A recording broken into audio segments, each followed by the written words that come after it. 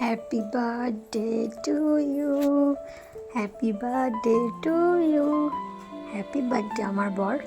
এটা কিন্তু আগের বছরের ব্লগ, মানে আগের বছরের বার্থডে 2024 সালের।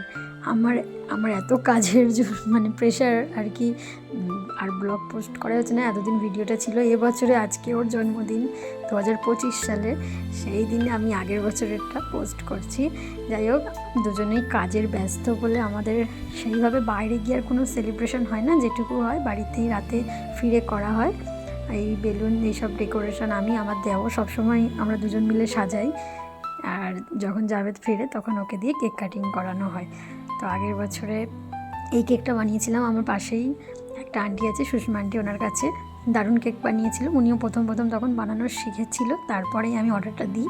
আর ওপরে ডেকোরেশন কেকের যেটা, সেটা আমি করেছিলাম, মানে নাম লেখা এগুলো আমি করেছিলাম ওনার বাড়িতে গিয়ে নিজে হাতে। এটা হচ্ছে আমার দেওর গুড্ডু, দুই ভাই, আর ওটা হচ্ছে আমার শাশুড়ি। আর আমি হচ্ছে তখন ভিডিও করছিলাম।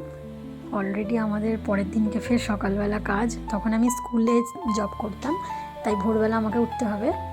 আর ও যেখানে ছিল এখন সেখানেই আছে, ওর অফিসেও সকালে যেতে হবে, তাই জন্য রাতেই সেলিব্রেশনটা করে। এই ডেকোরেশনটা আমার বোন করেছে, আমার বোন জাভেদকে গিফট করেছিল। এই হচ্ছে ওর পুরো আগের বছরের জন্মদিনের টোটাল ডেকোরেশন। আর এই হচ্ছে আমরা।